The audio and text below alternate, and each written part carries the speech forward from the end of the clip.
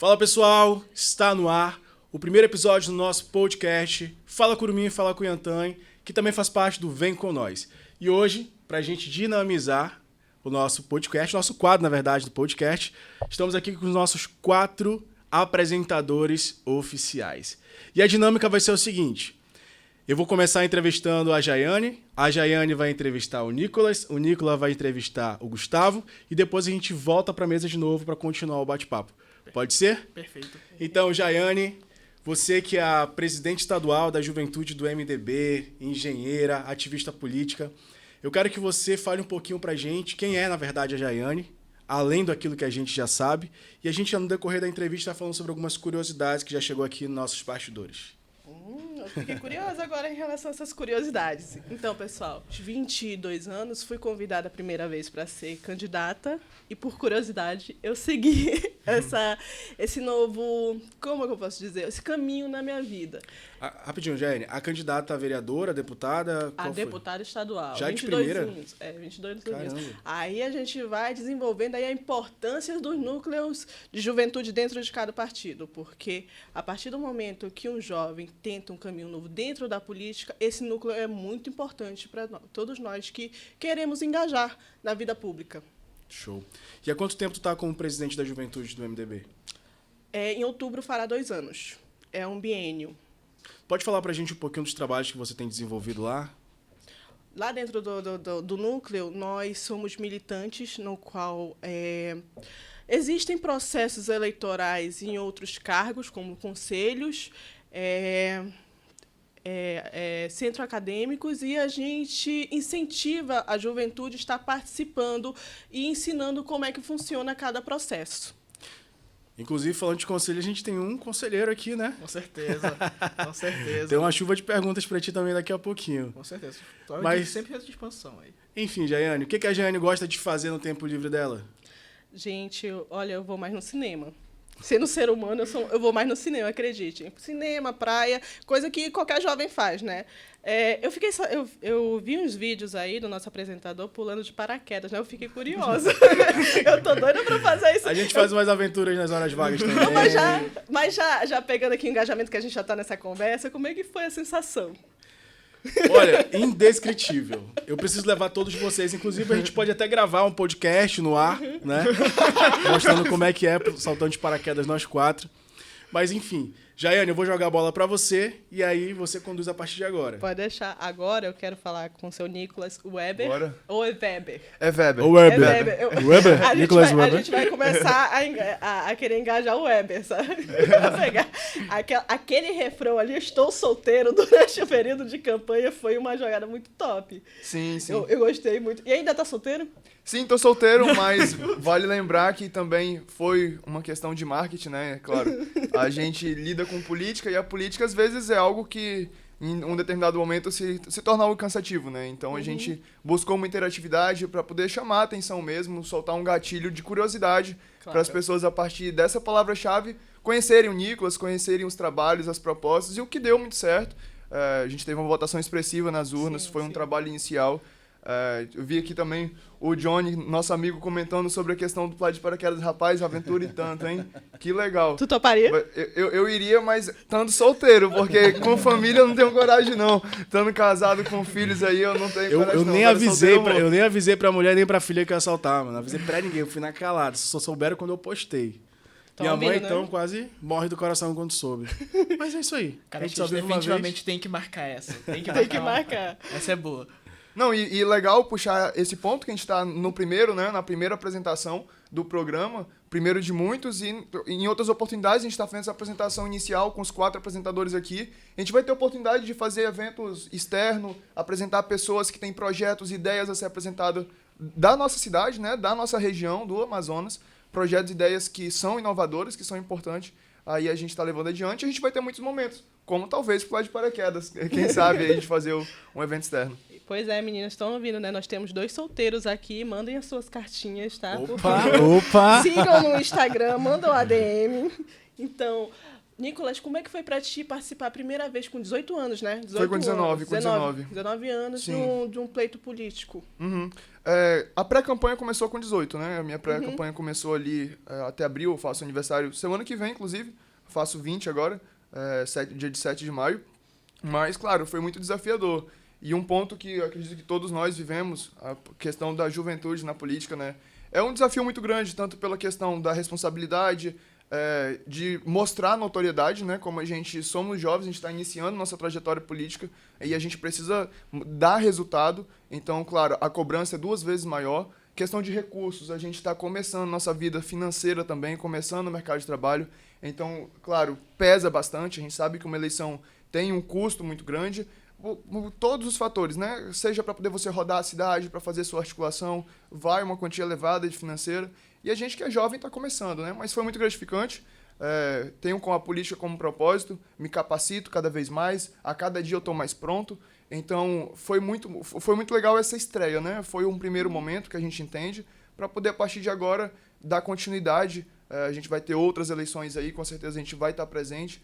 Mas é legal também porque a política não se restringe só à eleição. Um cargo eletivo é para você expandir aquele trabalho diário que você já faz. Quando você é eleito para uma posição como vereador, deputado, governador, que seja, é para poder expandir aquele trabalho que você já faz diariamente, com a estrutura que o Estado permite, né? A gente tem, por exemplo, aqui o Gustavo, ele é conselheiro municipal de comunicações. Até daqui a pouco você comenta um pouco, Gustavo. Com certeza. Que é muito legal a questão que na UFAM acontece muitas eleições, né? Sim. Vocês também ocupam algumas posições lá no universo estudantil. E eu admiro muito, acho muito legal, mas eu desconheço como é a formação. Quais são as posições ali que a gente tem de posições, de notoriedade, de representatividade política. Até porque eu vejo que a nossa história, né, política no Amazonas, a maioria dos grandes políticos saíram ali da UFAM. Com certeza. Então, o Omar, o Eduardo, Amazonino, todas as grandes referências que a gente tem saíram ali da UFAM. E eu vejo que ali tem um universo estudantil político muito grande. Show. Perfeito. Quando você fala assim, a gente pratica diariamente a política, nós nos referimos à militância, né? Sim. A militância dentro dos núcleos partidários e também fora, né? Como institutos, associações, existem muitos. E nós participamos disso diariamente, está no sangue. A gente já tem esse engajamento e mesmo que não conseguimos um cargo público como vereador, deputado, a gente vai estar atuando em prol da população, né? É isso, exatamente. Eu queria saber um pouquinho mais em relação aos projetos que tu atua atualmente.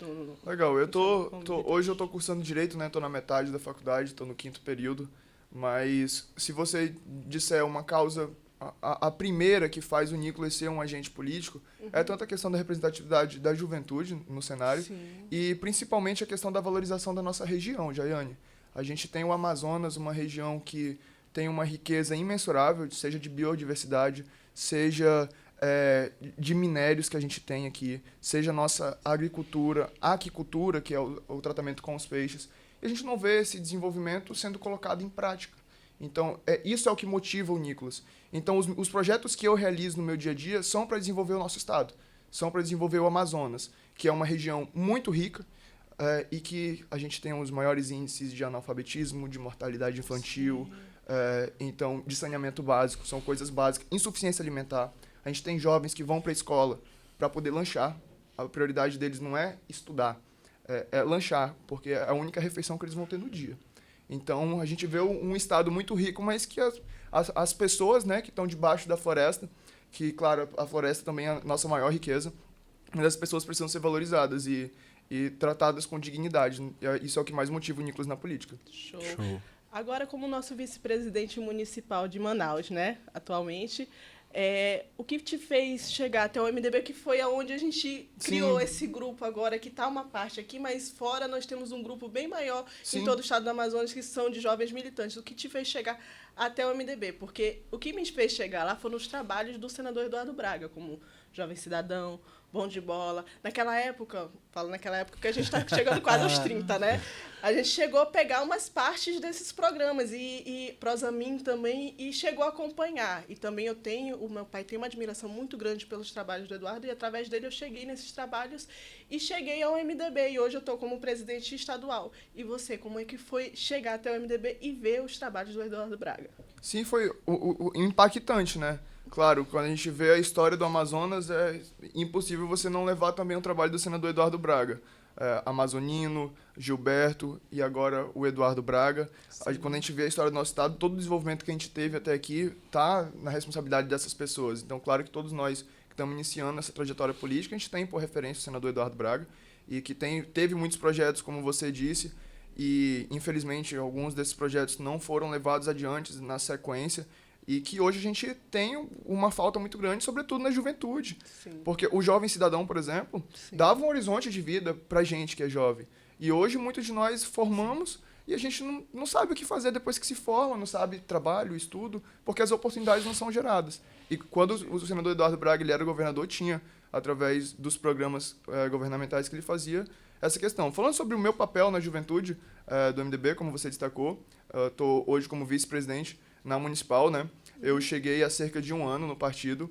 No primeiro momento, eu cheguei justamente porque eu estava vindo para um pleito eleitoral e o MDB foi como uma casa que eu fui muito bem-vindo. Então, me receberam de portas abertas para disputar esse pleito eleitoral, ter as condições de participar de um pleito político. Então, essa foi a primeira oportunidade que eu fui, através do Visoli, que é um amigo pessoal, que também, uma trajetória da minha vida, eu fui do município de Apuí, ele também atua politicamente no município, então a gente já tinha um laço ali, ele me levou até o MDB, e a partir daí a gente começou a traçar alguns caminhos muito oportunos e que hoje eu tenho uma admiração incrível pela história do nosso partido, que eu estudei a fundo, desde a origem até os dias atuais.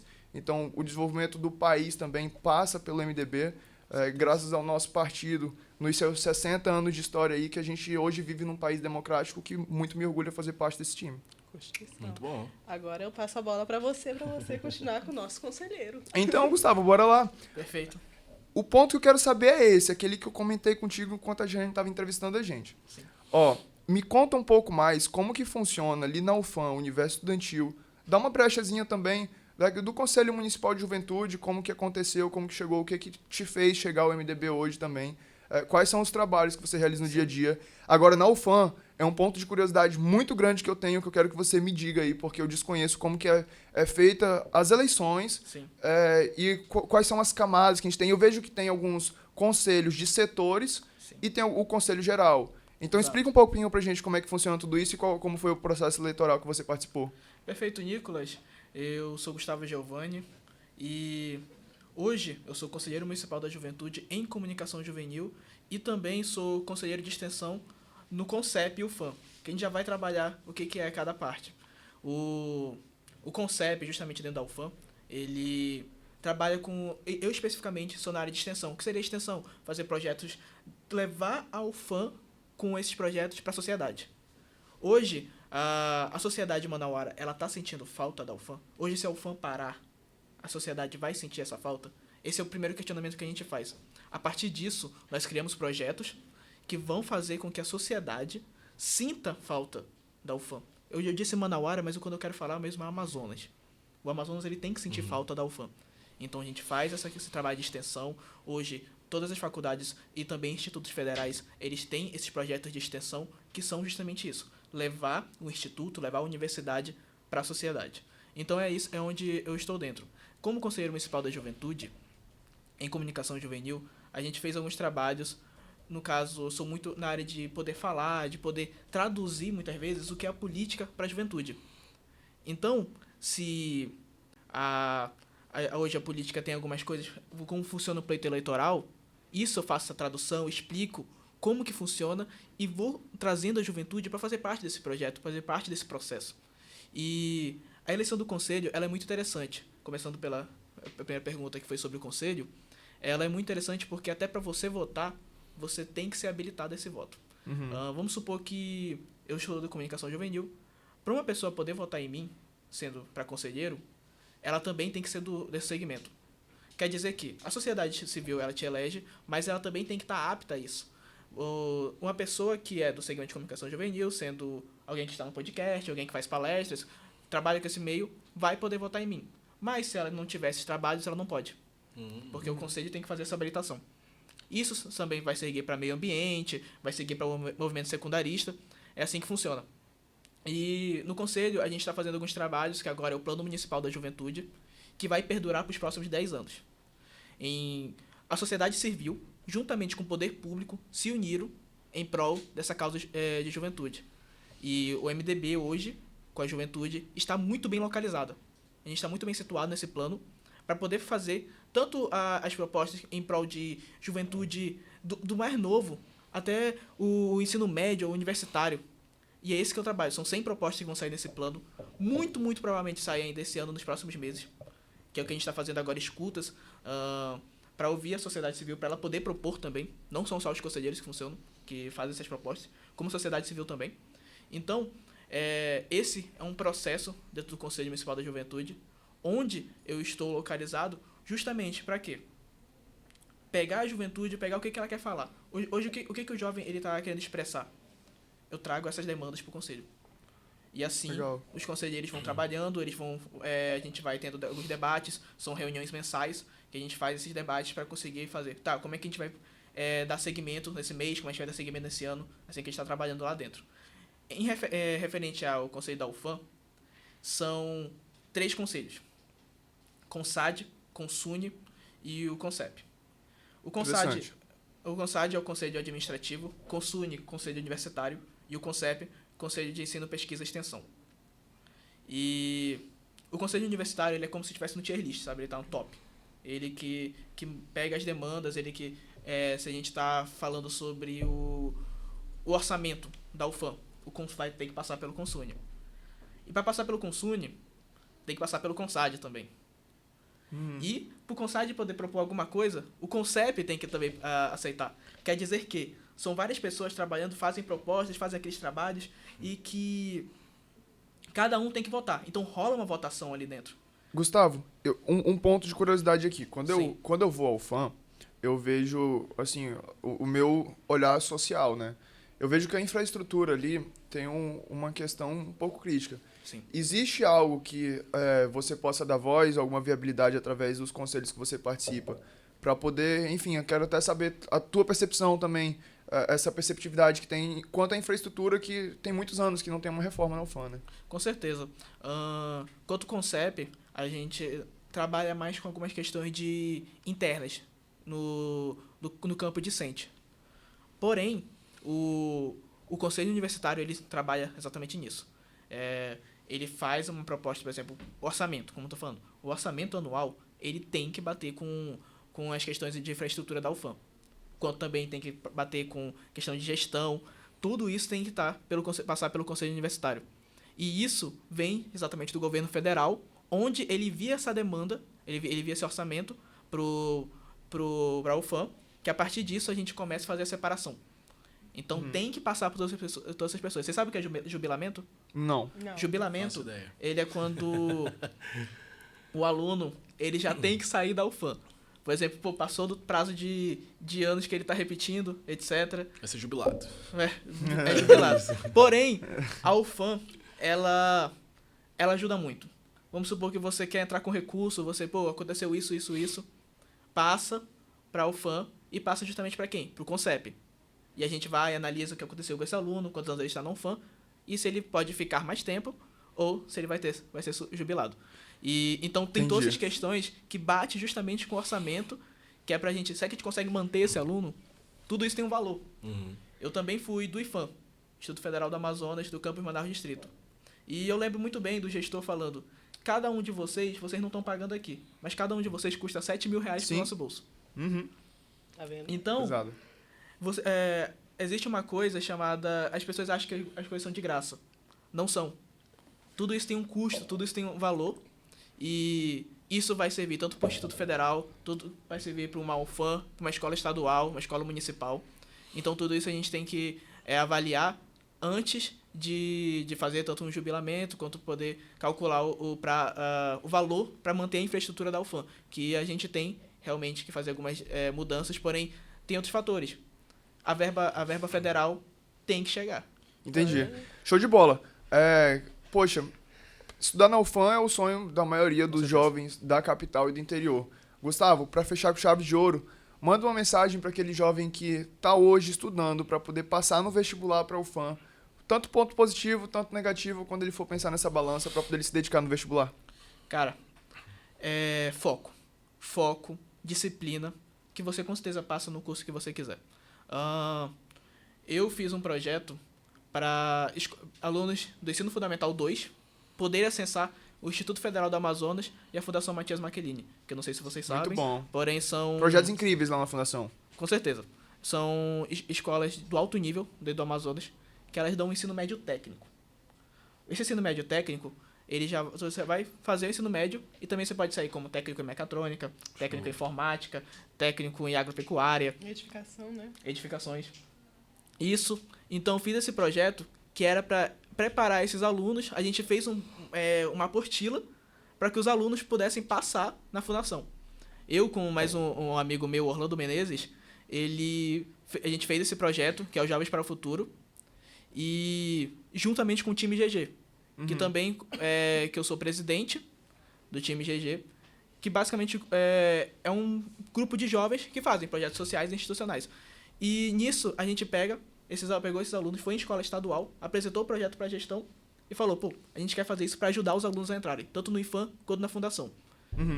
E, cara, a gente conseguiu. A gente fez 5 alunos passarem no IFAM e mais um na fundação. Muito bom mesmo. Incentiva muito. É necessário. Com certeza. De 30 alunos que se inscreveram no projeto, a gente conseguiu 6 pessoas aprovadas. Pra mim, isso foi incrível. A informação, ela é uma arma muito poderosa Exato. e que pode transformar a vida de muitas Exato. pessoas. Simplesmente a informação, de saber que existe esses processos, procurar se capacitar.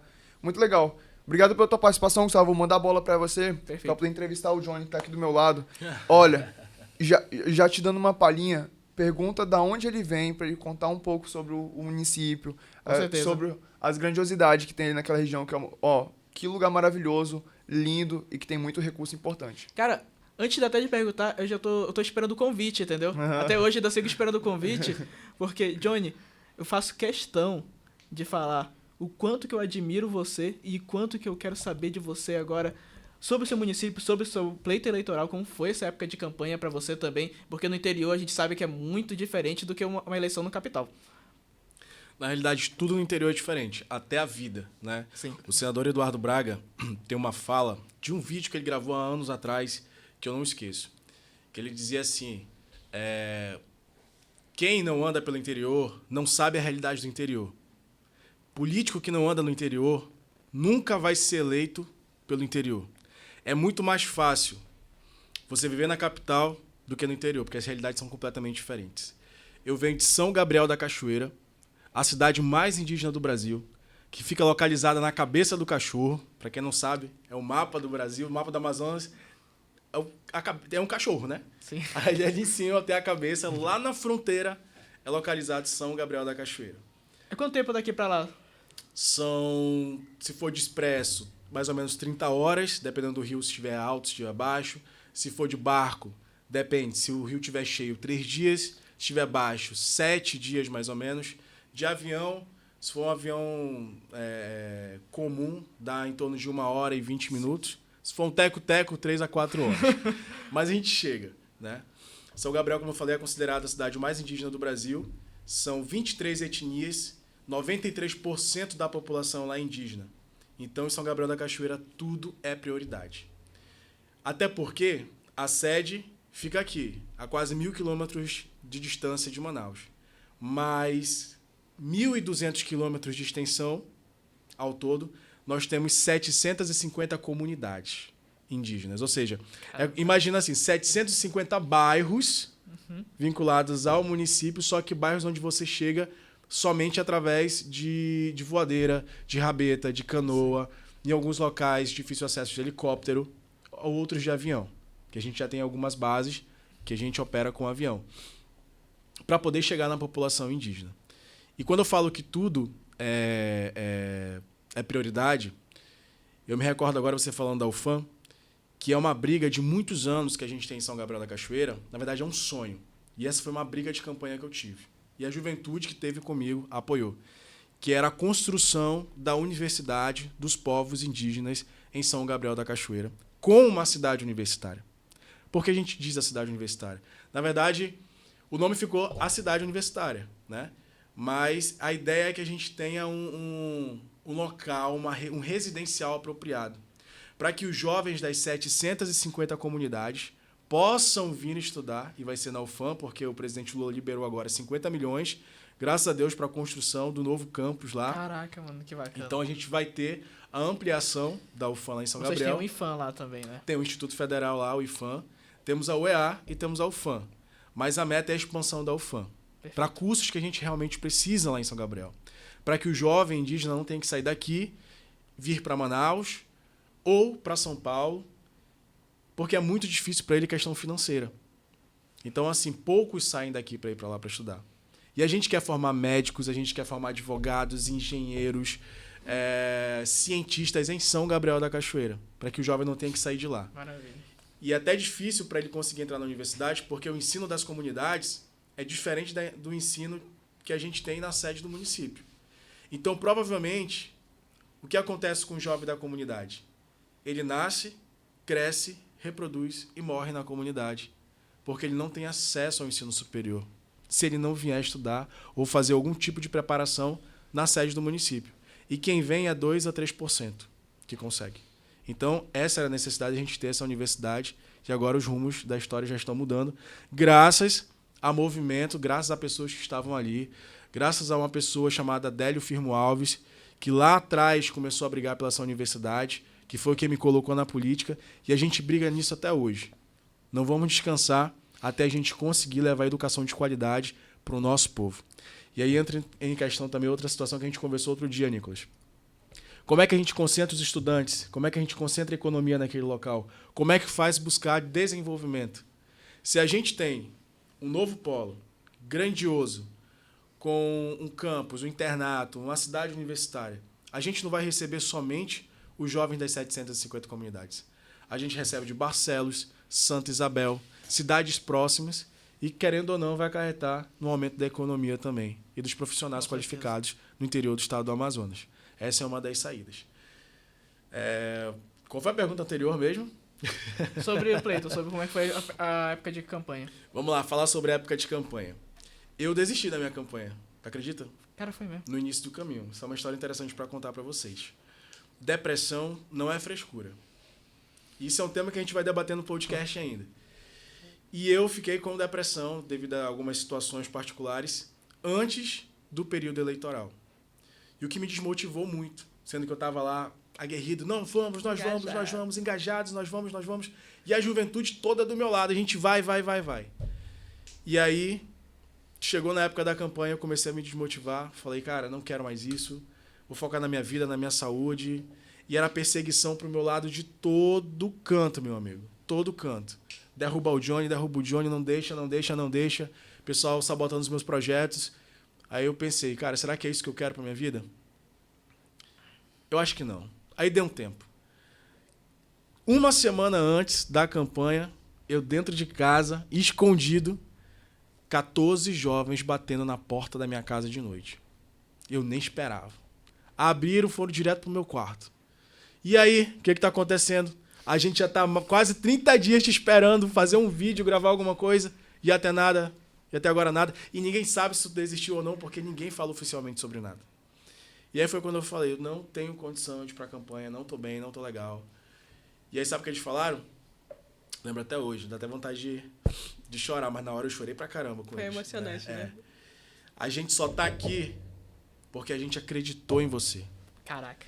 Nós só estamos aqui hoje porque nós acreditamos no teu projeto. Da cidade universitária, no projeto do Roda Jovem, que foi o que levou a maioria dos jovens me conhecerem, que eu posso falar depois sobre o Roda Jovem, que é um programa incrível também, social, e dentre outras atividades. E você plantou no nosso coração a vontade de viver na política de novo, que era uma política desacreditada para a juventude. E a gente está aqui, 14 lideranças jovens, com potencial de mobilizar todo mundo, e a gente não vai desistir de você. Tu acha que tu vai desistir? A gente não vai deixar. Aí eu falei, mas não dá tempo, só faltam 7 dias para a campanha. Dá tempo sim. Levanta, vai no banheiro, toma banho que a gente vai arrumar tudo aqui. Bora pra rua. Não, calma lá. Fui, tomei um banho, me ajeitei, botei uma roupa, ajeitei a barba, fiz o que dava. Quando eu voltei, os meninos já estavam com um telão lá do meu quarto, já com o slogan da campanha que eles já levaram pronto. Caraca. Todos os projetos, a imagem para todos os projetos falou, senta aí, que agora a gente vai passar a noite gravando sobre tudo que você ensinou pra gente. Bora falar sobre a universidade, bora falar sobre a lei do primeiro emprego, bora falar sobre mobilidade urbana, bora falar sobre investimento nas comunidades. Nós passamos a madrugada inteira gravando. E aí a equipe, no dia seguinte, começou a disparar os vídeos. Pá, pá, pá, pá. E boa parte das comunidades lá já tem internet, Starlink, né? Sim. Então a galera começou a receber, começou a ver, começou a compartilhar. Em 7 dias de campanha, nós fizemos aquilo que vereadores não conseguiram fazer em um ano de pré-campanha e mais alguns dias de campanha. Eu não fui eleito por causa de 10 votos. Eu fiquei como suplente por 10 votos. Caraca. Fazendo uma semana de campanha. Imagina se eu tivesse feito os 30 dias de campanha. Isso só a mobilização da juventude. Mobilização da galera que acreditou no projeto. Porque eu falava assim, eu não tenho dinheiro. Não tem dinheiro. Quem trabalhar comigo é voluntário. Quem acreditar, quem votar em mim vai votar por acreditar no nosso projeto. E a galera acreditou no nosso projeto. Então, assim, talvez não fosse o meu momento, Deus sabe o que faz. Se eu tivesse sido eleito vereador, provavelmente eu não estaria aqui com vocês. Não estaria aqui na juventude do MDB da forma como eu estou. Planejando agora fazer o lançamento do projeto Calhas, onde a gente vai expandir o MDB, a JMDB, para todo o Amazonas, e um projeto político muito mais grandioso do que aquele para vereador. Então eu acredito muito que Deus sabe o que faz. Fiquei chateado por 10 votos, fiquei comigo mesmo, porque um dia a mais de campanha eu poderia ter ganhado as eleições, mas tudo no tempo de Deus. Para você ver, né? A mobilização jovem tem o poder de escolha, né? Muito. É muito alto o poder de escolha da mobilização jovem, não é à toa que a gente está aqui hoje fazendo com que a juventude se engaje dentro da política, se engaje dentro dos movimentos. Não, e um ponto muito importante, eu queria trocar uma ideia com vocês, Jaiane, Gustavo e Johnny, você citou muito em relação à questão do distanciamento da tua região com Manaus, né? Que causam, é difícil Sim. levar alimentos, levar conhecimento, enfim, é difícil o transporte. De avião é caro, custoso, de barco demora bastante tempo. Tem uma ideia que eu cheguei a pensar e talvez falem que eu sou doido por pensar isso. Mas eu vou justificar para vocês e quero saber a opinião de vocês, e principalmente a sua, Johnny, que mora na nossa região interiorana. A gente tem, hoje, um trilho que se chama Norte-Sul. Ele vai até Rondônia, do Rio Grande do Sul até Rondônia, e ele vai do Rio Grande do Sul até Belém. O Acre, Amapá, Amazonas, não faz parte. Então eu queria saber de ti, Johnny, qual a tua opinião a respeito de ser desenvolvido? Claro, o custo é muito alto, mas eu penso, união de deputados, união de governador, dos senadores, do presidente da República. Poxa, através do BNDES, a gente pôde fazer empréstimo para poder fazer trens lá na Venezuela, né? Então eu penso, poxa, será que no Amazonas não teria essa viabilidade de fazer uma união total para poder gerar um acesso melhor, tanto na sua região, que fica ali na parte mais ao norte, né, do nosso estado, tanto regiões como Erunepé, Itamaraty, que já ficam distantes, mas ali já na parte mais sul, né, mais a oeste do nosso Amazonas aí. O que é que você acha? Qual a tua opinião a respeito disso? São Gabriel fica no noroeste, extremo noroeste do Amazonas, né?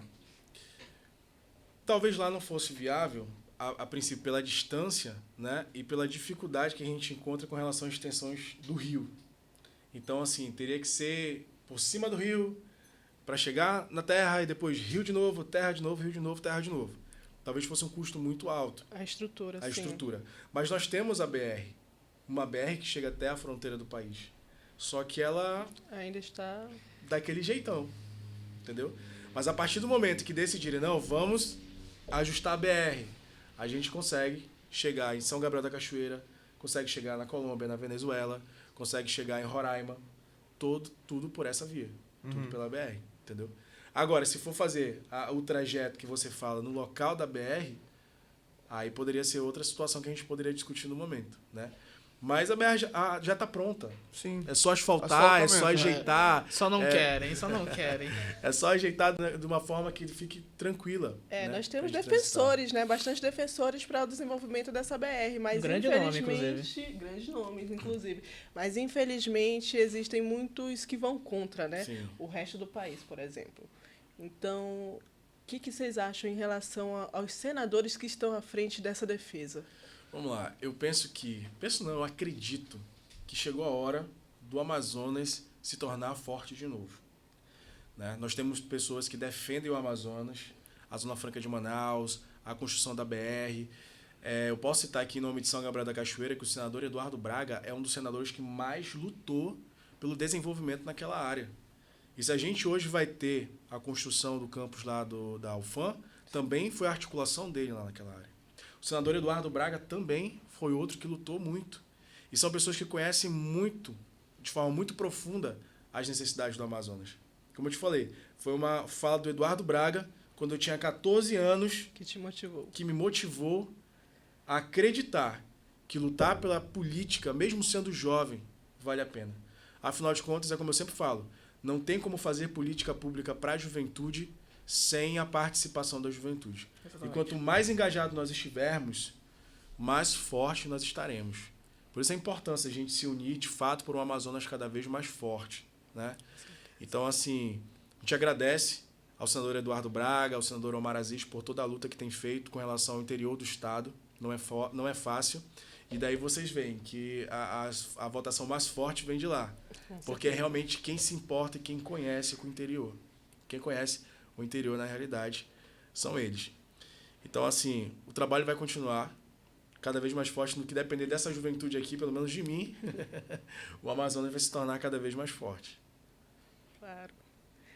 Gente, agora citando um pouquinho mais em relação a esse Amazonas Mais Forte, que é uma coisa que é uma retomada para os projetos anteriores que o senador Eduardo Braga e o senador Omar Aziz também têm feito no passado para nós, como governadores, né? Atualmente eles estão atuando como senadores e muito bem obrigada.